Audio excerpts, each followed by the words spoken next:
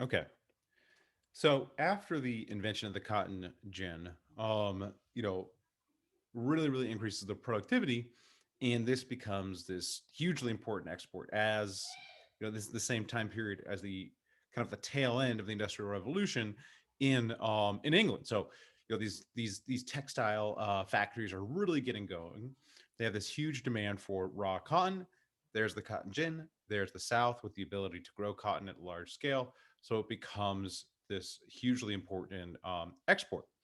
Therefore, slaves become more valuable in the growing of this cotton over the antebellum period, and so this institution really becomes entrenched in the South. As I mentioned, up top, this is where a lot of the racist ideology develops as well to justify the use of slavery throughout the South. All right. And so we could see, you could again use some data to see this. You could see here's the initial cotton production in these places, and then it spreads um, through the rest of kind of the lower South. And you could still see um, the impact of this in the present. So here are your rural majority black counties in 2000. They roughly coincide, or almost perfectly coincide, with your cotton counties um, in the 1850s. Another way to look at this, you can overlay this this cotton production graph with the 2008 presidential votes. So these are votes for Obama. You can see that roughly, almost perfectly match up. Okay, so this is essentially explains kind of the origin of these populations in these places. Okay.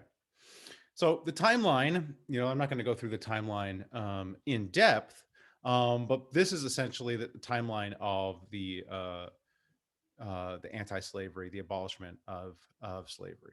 So you have places start to abolish slavery.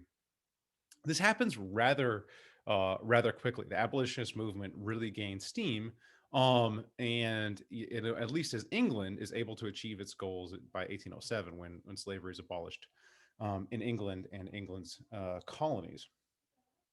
Um, and then actually begins to actively suppress the slave trade.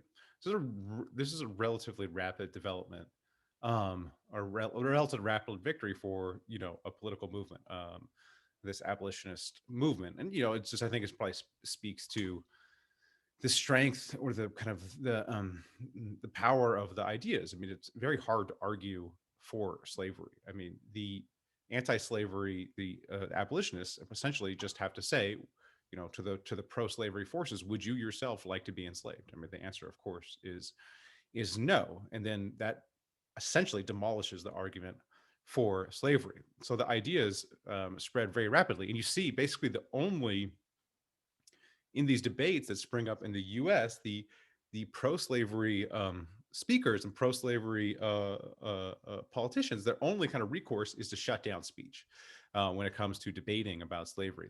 They're actively shutting down gatherings. They're actively, they're essentially anti-free speech. They are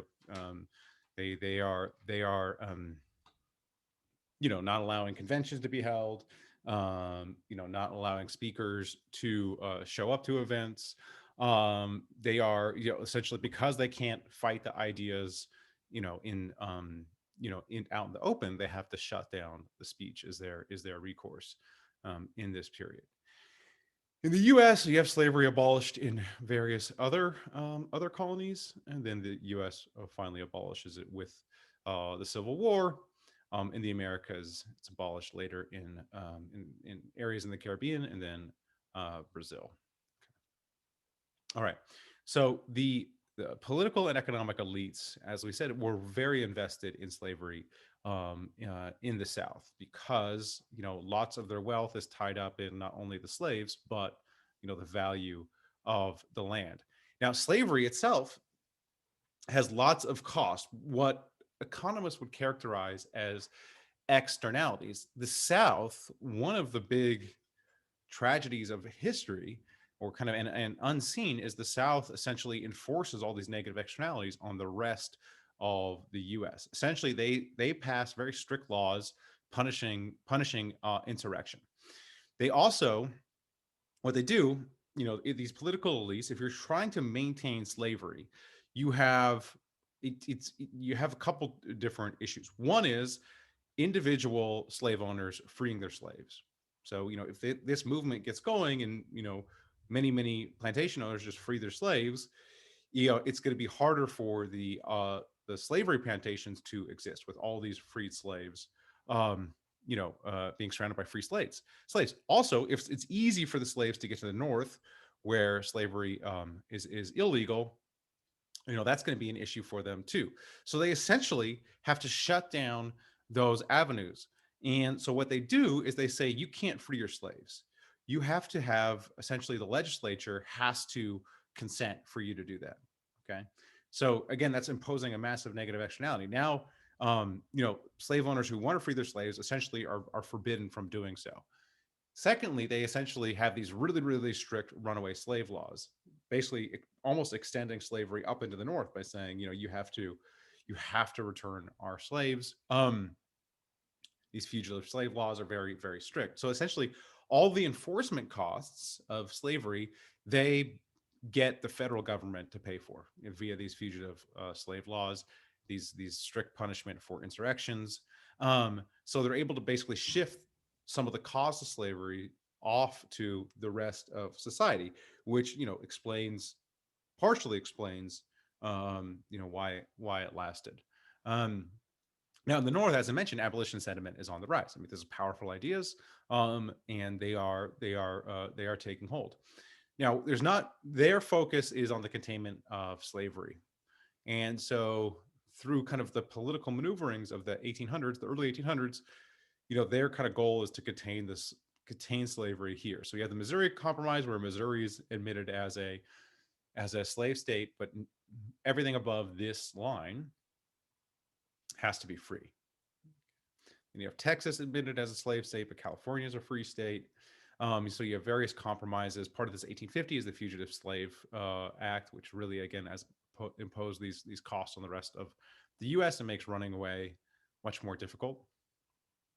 You have the Bleeding Kansas uh, um, episode. And so, but finally, the issues come to a head as the North becomes more abolitionist in nature.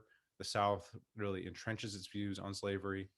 When Lincoln is elected, the South kind of assumes that slavery will be abolished, and they secede, and this begins the Civil War, which is fought, primarily over slavery.